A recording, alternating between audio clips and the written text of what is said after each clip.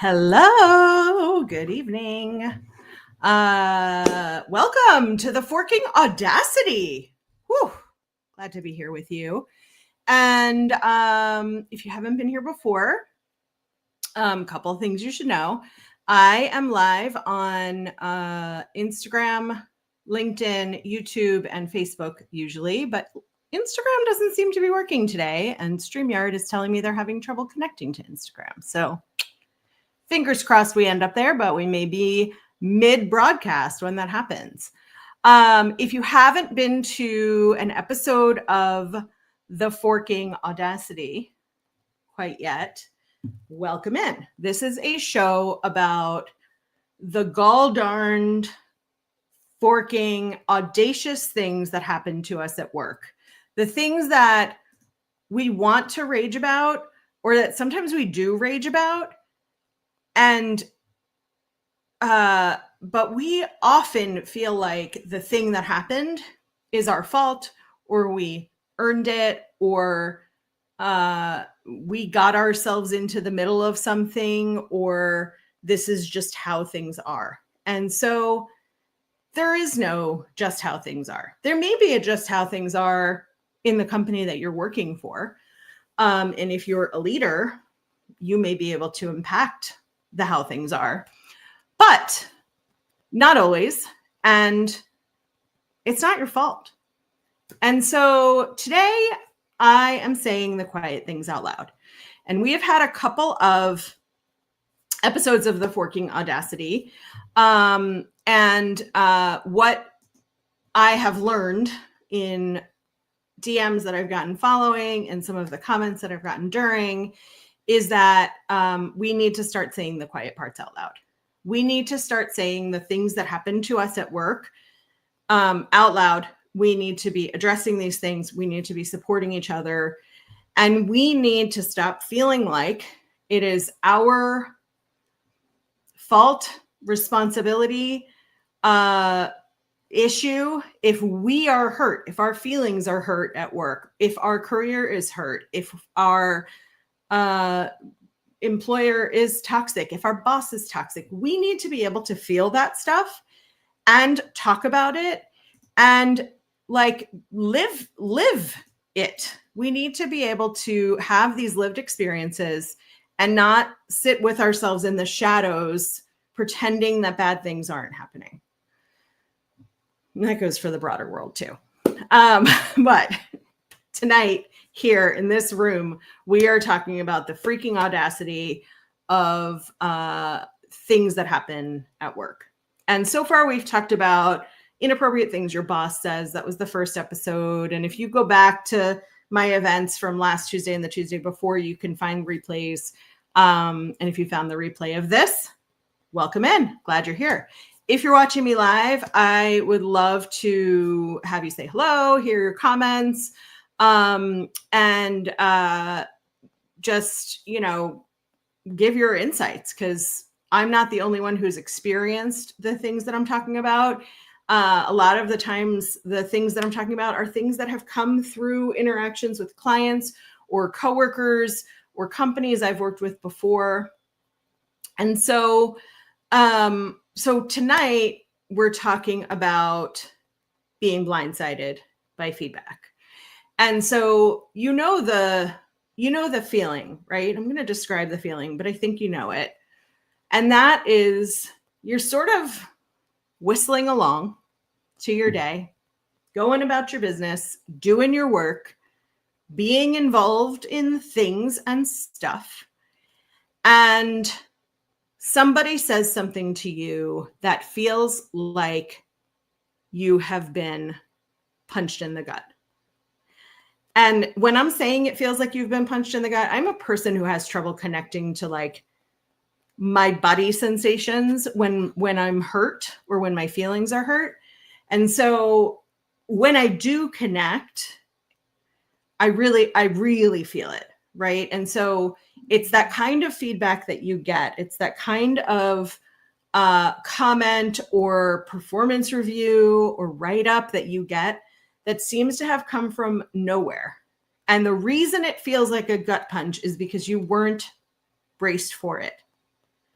And so you can legitimately feel like the wind has been knocked out of you because you are getting this feedback that something you thought was going along fine, or something that you're bringing up a concern about related to something else or somebody else is now coming at you instead.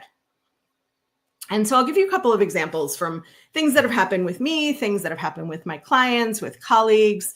Michelle, I'm glad you're here again. Thanks for coming. Feedback is a gift, not when it's disingenuous, and not when it's not a gift, right? So when somebody offers you feedback, and early in my career, I was told that feedback is a gift. We don't want all the gifts we get, right? Like, somebody gives me a gift that does not resonate with me at all, that is not aligned with who and how I am, I'm going to return the gift. I'm going to get rid of the gift. I'm going to re-gift the gift. So feedback can be a gift. Feedback can be a gift when it is genuine, when it is timely, when it is honest, when it's coming from a place of positive or helpful intent, even when it's coming from a place of corrective action. Feedback can be a gift, but there are so many things that it depends upon. And so what happens is when we're high achievers, we get used to getting positive feedback. We get invited to participate in projects. We get invited to be in the room at the table, have input, and we kind of like glide along as though everything's great. We're making the impact we want to make. We're getting the feedback we want to get. And then we get that gut punch of somebody saying like, you're a little high on your horse, right? Which may as well end in like, young lady, right? There's like a really insulting tone to that. Or we get a performance review. And this happened to a client of mine. And just so you know, when I use client data and client stories, I have an agreement with my clients that I get to generalize their stuff and non-identifying ways, share some of the situations that we come across. Often it's more than one client. So even the client or clients I'm talking about can't tell that it's them I'm talking about because this stuff is so common. But I do not break confidentiality with my clients. That's really important to me. So I'll give you a personal example of a time in my career where I complained about a manager who I was directly being managed by. And I've talked about this manager quite a lot in the years that I've been here going live and posting on social media. This was a bad manager. It was a manager who dated employees, promoted favorites, all that kind of stuff, and walked around the office telling people that he just didn't like me. And at the same time, I was training every new HR manager who came in, which was like a pretty frequent turnaround at the time that I came in. There was like an exiting of a bunch of HR managers and an introing of new ones. And they were all sent to me to be trained. And I was an HR supervisor. So I was one level below these folks. And I was training these people and I was bringing them up to speed and I became their mentor. So I was training / mentoring at any one time, probably 5 or 6 HR managers and a couple of coordinators who were like at the more individual contributor level.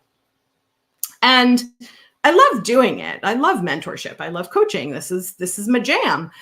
But it occurred to me that if they're sending me the people a level above me for me to train, and I'm doing the same work that they are being trained to do, why would I not be at their level? And that manager said to another colleague that he would never promote me unless they absolutely forced him to. And I looked at my past performance review, which only had positive feedback on it. I went through my emails. I had a little saved folder of positive feedback. If you don't have one of those, get yourself a saved folder. Anytime anybody sends you anything that's like bigger than thanks, I don't know how I could have done this without you. You're so good at this. All of that stuff, like put that in a folder or print it out or hang it on your wall, because that stuff is important for you to remember when you get this gift of feedback that isn't really in the spirit of giving. So I went to the head of HR, who was not my direct manager, because this guy was, but he was a longtime friend of the head of HR. And I went to her with all of the confidence. I have trained these people and these people and these people. I got this feedback. I so-and-so called the boss and told him these things about me. I look at my performance review and it exceeds expectations in every area. There are these other people on my team have been promoted with performance issues at hand, but they seem to be his favorites. And I was fully equipped, and I expected nothing less than, wow, that's really surprising. Let me talk to him and see what's going on and get back to you. And instead I got, well, Lauren, are you saying there's nothing you could be working on in order to get promoted? This was a person who I previously had respected, who also gave me very positive feedback and sometimes came to me for advice, even though she was twice my senior, who I trusted, who then blindsided me by saying, well, Lauren, there's clearly something wrong with you, right? And she didn't use those words, but her feedback was in defense of her friend, who clearly didn't want to promote me. That comment and that blindsidedness impacted my career for the next 15 years. It took away a level of confidence that I had in my career, in my skills, in my abilities, in my leadership, that made me like turn on my good girl mentality, my pleasing mentality, in a way that was above and beyond how I had ever done that before. And it was painful because I compensated for things I didn't need to compensate for. In the end, everything worked out. Once I got my own coach, I was able to sort through some of this stuff and figure out, like, why do I carry this woman's comments from the beginning of my HR career all the way through my HR career when the rest of the feedback I'm getting is pretty positive. And I had to work through some of that to figure that out. But I've had clients who come to me who get a stellar performance review, and their company has a promotion process that if you get X, Y, and Z on a performance review at this time of year, you'll be considered for promotion. And like, of course you'll get it. And then they don't get it.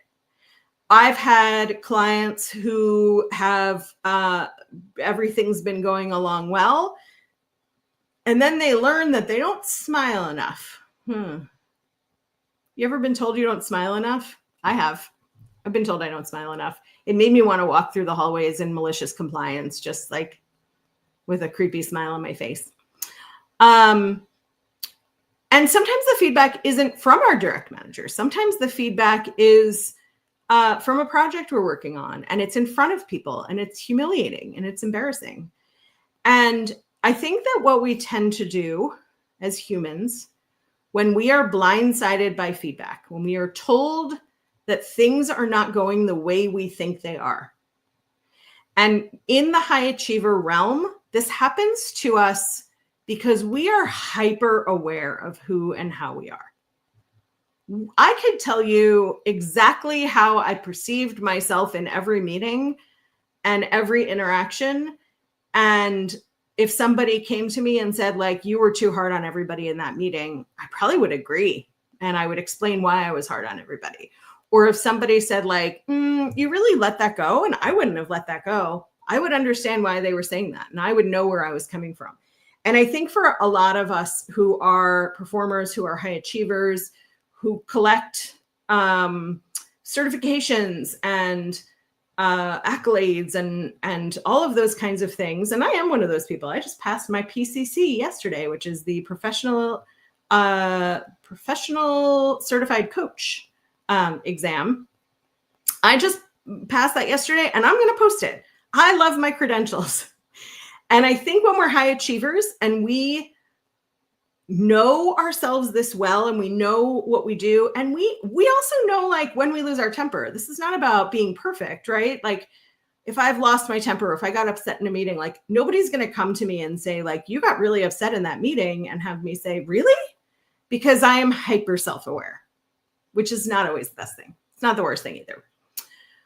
But then we feel like if we get blindsided by feedback, that we're the audacious one for having feelings about it, for wanting to say something about it, for wanting to hide from it, that we are the audacious person who, like, can't get our stuff together and can't make things happen and can't manage our jobs or manage our conversations or our careers or whatever it is. And we get quiet. We get quieter and quieter and quieter. Or we get hyper defensive, right? So, like, I've been in situations where I or one of my clients has over defended what came as surprising feedback that we were blindsided by. And I've worked with clients who have come to me with, hey, can you review this? I've written a letter back to my performance review, or I'm responding to something that my manager sent me in writing.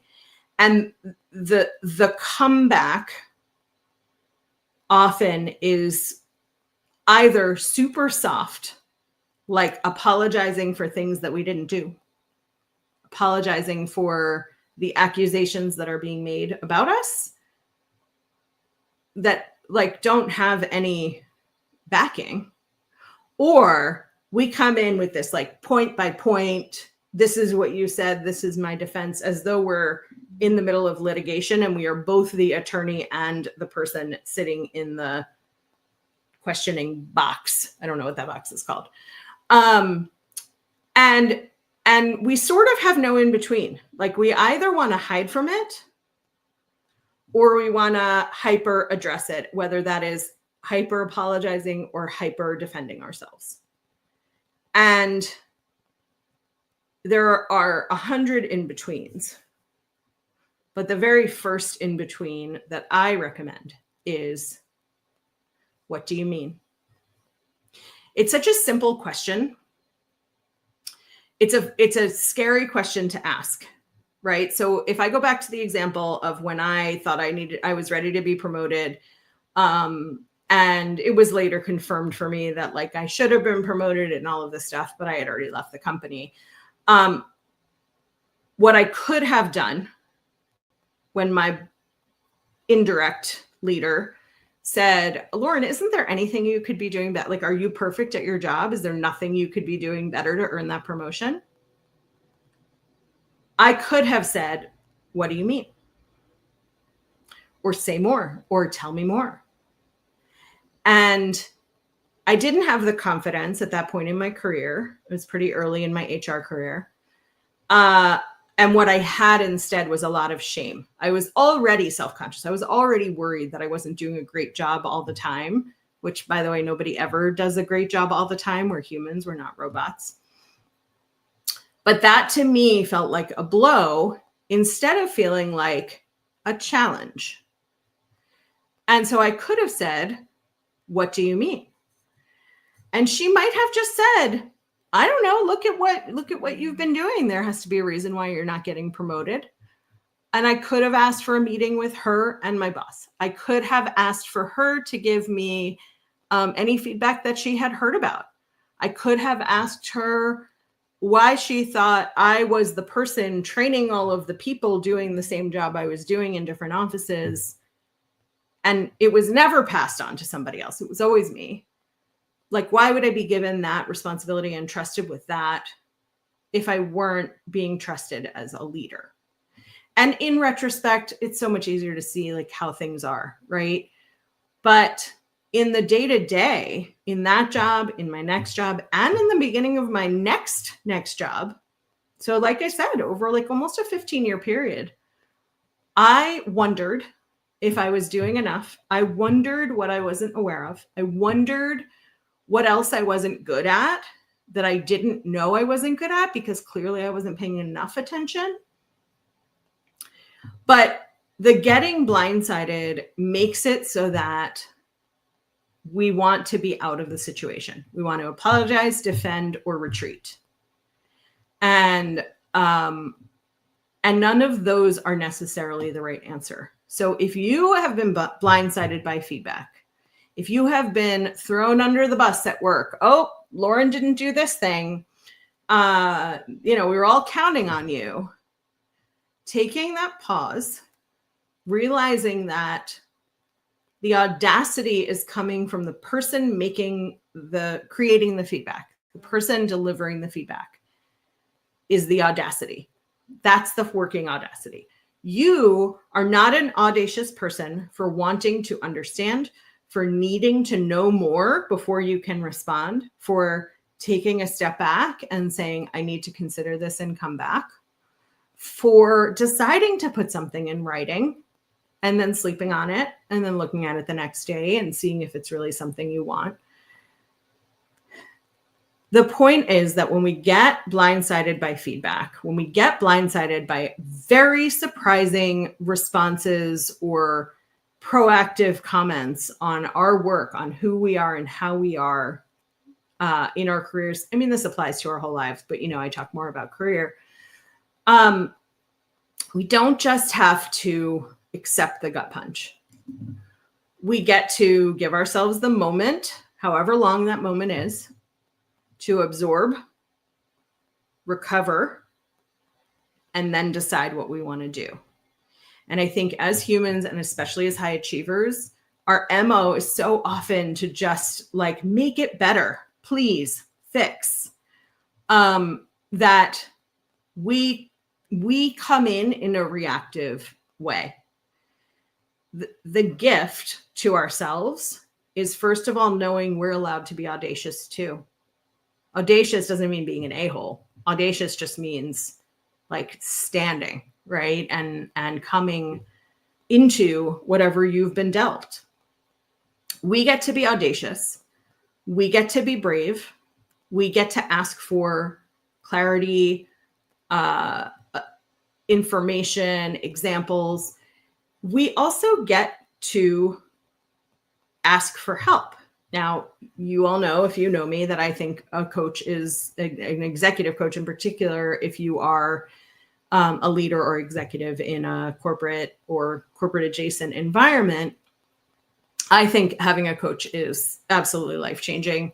I have been coaching for many years. I have my own coach, and I think there's amazing support in that. It's also not for everybody. So I'm not here to tell you if you don't get a coach, you'll never be successful. I was incredibly successful for many years without a coach. I think I'm more successful now with one, but it's not always a coach. And also, it's not always you all by yourself in a corner having to solve it for yourself. So I will say this, like I do almost every time I go live: have a constructive person in your life who can be, or people who can be your person or people to bounce things off of.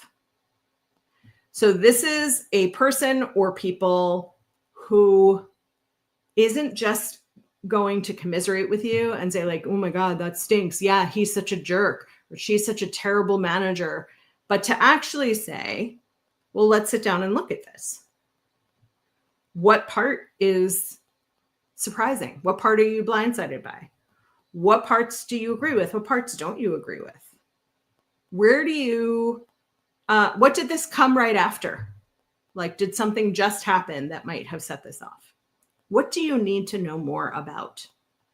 What questions do you need answered? And have a person, colleague, mentor, best friend, coach, indirect manager who you can go to. And sometimes there's the reciprocity. Sometimes they're at your level and you can reciprocate and help each other out.